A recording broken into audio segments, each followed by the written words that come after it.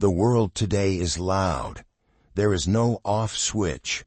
We wake to alarms, scroll through chaos, and fall asleep to the glow of a screen. Everywhere we turn, notifications, headlines, deadlines, demands. It's easy to think that peace is no longer an option. That calm is something we left behind with handwritten letters and quiet mornings. But a few centuries ago, in a world filled with war, disease, betrayal, and political upheaval, there lived men who found calm in the fire. Not because the world was easier, but because their minds were stronger. These men were the Stoics. They did not seek fame. They did not seek power. They sought control, not over others but over themselves. Marcus Aurelius ruled an empire while journaling about humility.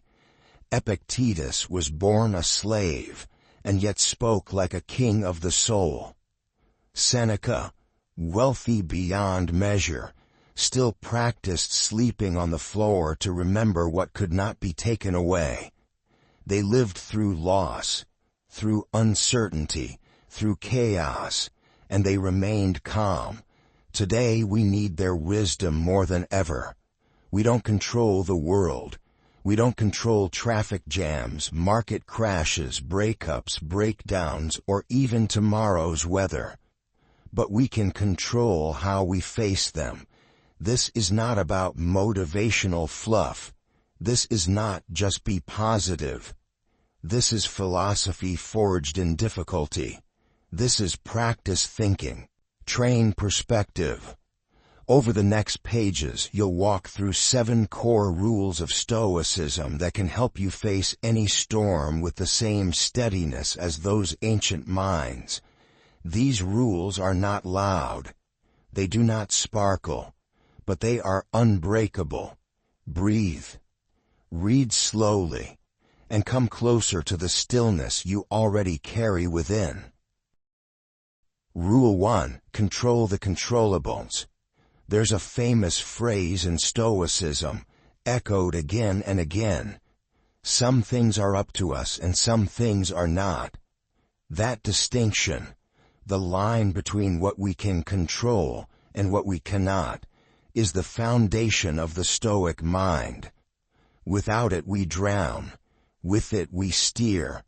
The modern world bombards us with uncontrollable variables.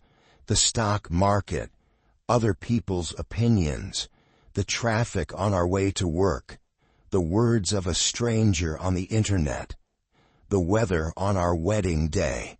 We carry the burden of these things as if they were ours to bear. But Marcus Aurelius reminds us, you have power over your mind, not outside events. Realize this and you will find strength. The Stoic doesn't pretend the world is fair. They simply learn to focus their energy where it will make a difference. Like a sculptor, they chip away only what is within reach. The rest, they leave to the gods or to time. Imagine you're standing in the middle of a storm. You cannot stop the wind.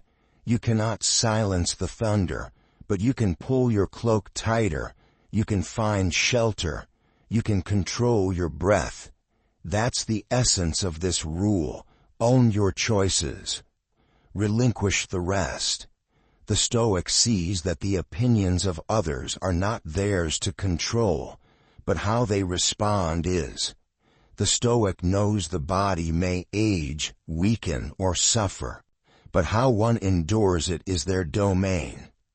The Stoic accepts that death comes to all, but dishonor comes only if we meet it poorly. In a chaotic world, this clarity is liberation. Seneca once said, "We suffer more often in imagination than in reality." We imagine worst-case scenarios, agonize over possibilities, and carry mental weights heavier than the problems themselves. The Stoic way is to lay those burdens down, one by one, by asking a simple question. Is this within my control? If the answer is yes, act, adjust, influence. If the answer is no, release, adapt, accept. This isn't passivity, it's precision. Think of the archer. Their job is to aim, draw, and release. The wind, the movement of the target, or the whims of fate, they are not in the archer's domain. What is in their control is preparation, form, and focus. You are the archer. Life is the wind. As you continue through these 7 rules, let this first become your lens. If it is yours to change, do so with integrity. If it is not, meet it with grace. Control the controllables. Let go of the rest. This is how calm begins.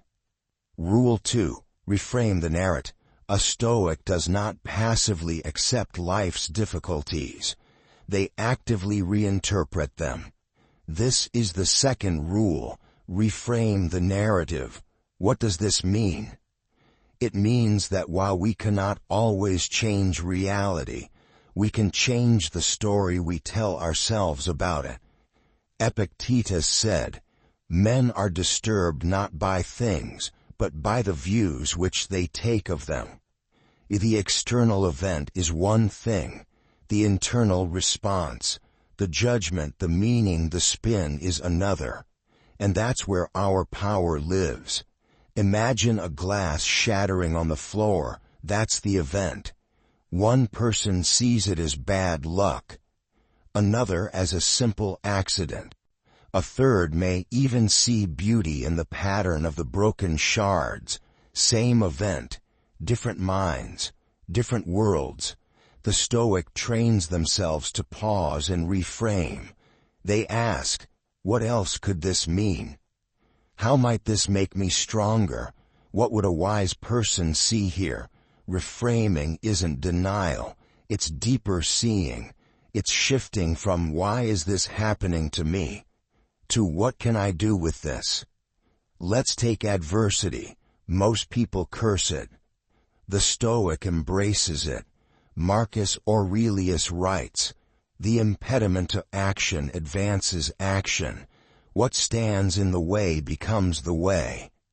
Every obstacle is an opportunity in disguise, or consider criticism. The average person takes offense.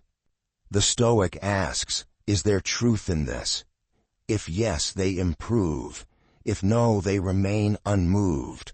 Either way, they win. Even suffering to the Stoic becomes a forge. Pain is not the end. It is a teacher, a sculptor of character. As Seneca noted, difficulties strengthen the mind, as labor does the body. Reframing allows us to maintain inner stillness in outer turbulence. It gives us space between stimulus and response. It is the key to resilience. In a world that rushes to judge, react, and panic, the Stoic pauses, breathes, and reframes. So the next time life gives you something heavy, don't just carry it. Look at it from every angle. Find the handle. Find the lesson. Find the strength. Reframe the narrative, because how you see the world is the world you live in. Rule 3. Pause before reacting. The third rule may be the simplest, yet most powerful. Pause before reacting. Modern life accelerates everything. We are trained to respond instantly. Reply now, react now, scroll now, decide now. In this speed, we lose our sovereignty. We surrender our calm to the impulses of the moment. The Stoic reclaims that space. Marcus Aurelius wrote, "If you are distressed by anything external, the pain is not due to the thing itself, but to your estimate of it. And this you have the power to revoke at any moment." That power begins with a pause. A pause creates choice. In the space between stimulus and response, we choose our character. We decide whether to escalate or de-escalate. to retaliate or reflect, to snap or stay still. This habit of pause is not passivity, it is discipline in motion. Consider Epictetus's advice. When someone irritates you, know that it is your own opinion that they are doing wrong. Suspend your judgment. That suspension is the pause. It prevents the chain reaction of anger, of insult, of regret. Think of the person who cuts you off in traffic. Instinct flares, curse, speed up, take revenge. The Stoic breathes instead. The world continues. Your peace remains intact. Think of a harsh email, an online insult, a family member who knows exactly how to trigger you. Do you respond immediately?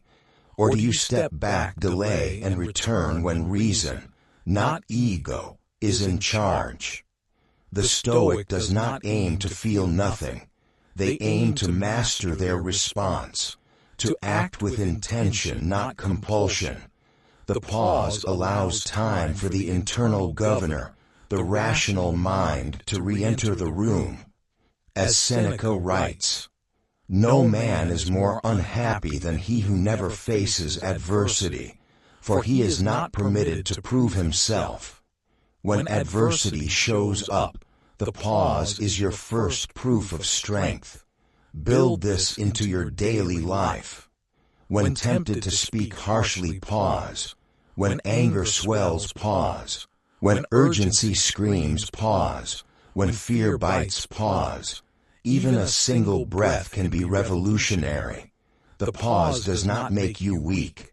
It proves that you are not a slave to reflex. And in that moment of stillness, you reclaim your calm. Rule 4. Anchor yourself to core values. In a chaotic world, it's easy to drift. Distractions multiply. Priorities blur. The loudest voices seem to lead. But the Stoic charts a different course, anchored not by trends but by values. Rule 4 is this: anchor yourself to core values. The Stoics believe that virtue is the highest good, not money, not fame, not even pleasure, but wisdom, courage, justice, and self-discipline. These were their true north. Marcus Aurelius did not ask, "What will make me popular?" He asked, "What is the right thing to do?" When we define our core values and return to them daily, we become steady, like a lighthouse amidst crashing waves. We may be struck, but we are not moved. Your values are your compass, and in times of chaos they become your coordinates. Ask yourself, what do I stand for? What is non-negotiable in how I treat others? What kind of person do I want to be, regardless of circumstance? Seneca wrote, "If one does not know to which port one is sailing, no wind is favorable. The wind may howl, the waves may rise, but if your destination is clear, you will not capsize." To live by values means to make decisions with clarity. It means to say no to what corrupts you, even when it's profitable. It means to say yes to what builds you, even when it's hard. The world may tempt you to compromise your principles. A Stoic does not, because without values we are clay, molded by every external pressure. With values we are marble, shaped from within. Each day, revisit your principles. Etch them into memory. When the storm comes, return to them like a sailor to the stars. Anchor yourself to core values, because the world does not need more people who follow the current. It needs more people who know where they stand. Rule 5. Practice voluntary discomfort. The fifth Stoic rule may seem counterintuitive in a world obsessed with comfort. Practice voluntary discomfort. To be clear, Stoicism doesn't glorify suffering. It doesn't seek pain for its own sake, but it does recognize the value of training oneself to endure, to build inner fortitude by stepping outside the warm bubble of convenience. Seneca regularly slept on the floor and ate the simplest of meals, not because he had to, but because he chose to. He wrote, "Set aside a certain number of days, during which you shall be content with the scantiest and cheapest fare, with coarse and rough dress, saying to yourself the while, 'Is this the condition that I feared?' Why would someone wealthy and powerful choose such hardship? Because fear of discomfort enslaves us. The more we avoid difficulty, the more fragile we become. But when we expose ourselves to challenge on our terms, we inoculate our spirit. Voluntary discomfort is preemptive resilience. Think of the cold shower, the long walk without entertainment, the skipped indulgence, the moment of silence when the world demands noise. Each one is a small rebellion against dependence. The Stoic knows that comfort is not the goal, character is, and character is forged in fire, not foam. Modern comforts are everywhere.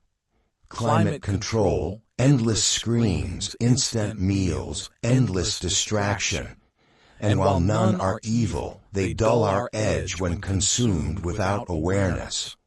Practicing discomfort teaches us we can endure more than we think. We are not defined by our appetites.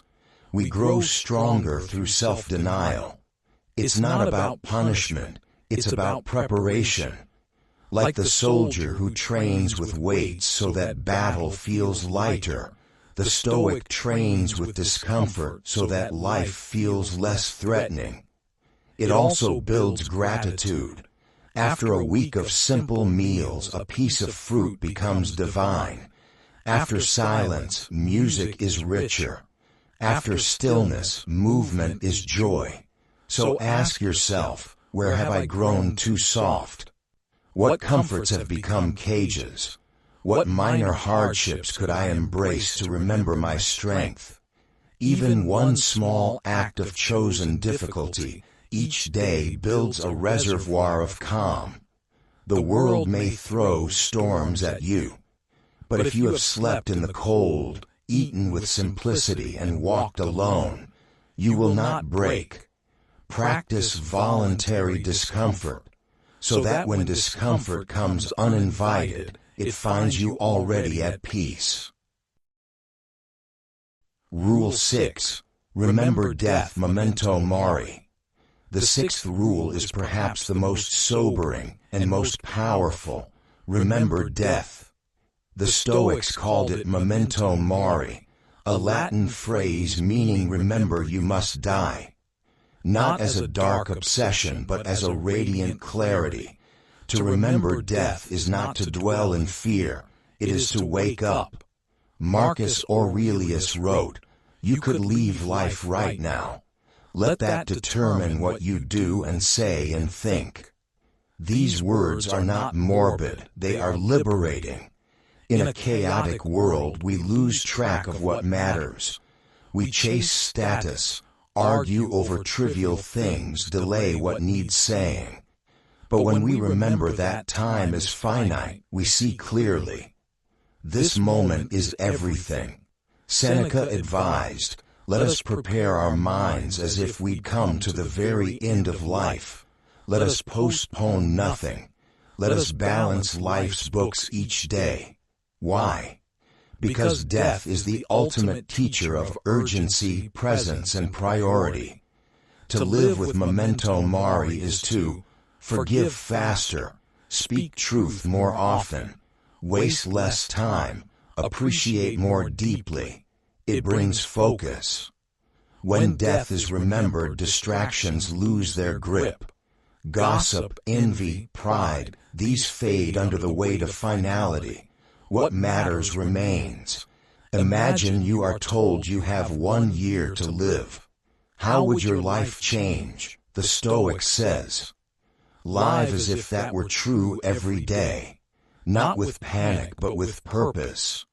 Remembering death is not about gloom, it is about gratitude. Every sunrise becomes a gift, every word of love a legacy, every breath a miracle. And when death eventually comes, as it does for all, it finds you ready, not shocked, not bitter, but complete. Epictetus put it plainly, I cannot escape death, but at least I can escape the fear of it. So keep a small reminder nearby, a coin, a phrase, a journal note, and let it whisper, memento mori. Let death guide you not to fear but to full living, because the Stoic does not run from death, they walk with it. And in doing so, they live more fully than anyone else. Rule 7. Serve something greater than yourself. The final Stoic rule is not about you. It's about something beyond you. In a chaotic world, it's easy to become self-absorbed, to spiral inward into anxiety, doubt, and fear. But the Stoics knew a secret. The best way to stay calm in the storm is to live for something larger than your own comfort. Marcus Aurelius wrote, "What brings no benefit to the hive brings none to the bee." He saw himself not as an emperor entitled to pleasure, but as a servant of Rome, duty-bound to act with justice and humility. This is Rule 7. Serve something greater than yourself. It may be your family, your community, your principles, a cause, an ideal. But the key is to lift your eyes from the mirror and set them on the horizon. Service anchors you. When everything is uncertain, when emotions run wild, your personal desires are the first to get tossed in the storm. But if your actions are tied to a higher purpose, they endure. Seneca put it another way. No man can live a happy life or even a bearable life without the pursuit of wisdom, virtue, and the common good. When your goal is service, insults don't sting as deeply. Setbacks don't stop your mission. Recognition becomes irrelevant. You simply keep moving forward, not because it feels good, but because it is right. This is where calm is born. The firefighter rushing into the burning building doesn't need motivational quotes. The parent staying up with a sick child isn't worried about ego. The person committed to justice doesn't crumble under ridicule. They are acting from purpose. When you tie your identity to service, chaos cannot undo you. You may tremble, but you will not fall. Because the Stoic does not live for applause. They live for virtue. And in living for others, they transcend the fear and fragility of the self. So ask yourself, what do I serve? And how can I serve it better today? This final rule is the thread that binds all the others together. It is why you control your mind, why you delay your reaction, why you endure discomfort, why you remember death. Because you are not just trying to stay calm, you are trying to live well. And to do that you must serve, steadily, quietly, relentlessly, like the Stoics who came before you. The world will not slow down. It will not get quieter. It will not pause for you to catch your breath. But you can learn to breathe anyway. The Stoics did not promise a life without difficulty. They promised that peace is possible in spite of it. They taught that calm is not a condition, it's a practice. If you live by these 7 rules, not perfectly but earnestly, you will not become invincible. You will become steady. In a storm of noise you will know silence. In a flood of opinion you will know principle. In a world on fire you will remain the calm within the flame. This is not because Stoicism makes you cold. It's because Stoicism makes you clear. So go back through the rules. Read again, reflect often, then go forward and live them, not for praise, not for peace, but because they are right. And when the chaos comes again, and it will, you'll be ready. If this video stirred something inside you, something still, something steady, then let's carry that forward. Drop a comment. Which Stoic rule resonated with you most? Like the video if you found peace or perspective here. Subscribe for more reflections rooted in ancient wisdom, made for modern storms. Share this with someone who needs stillness more than slogans. And remember, this isn't just about watching, it's about practicing.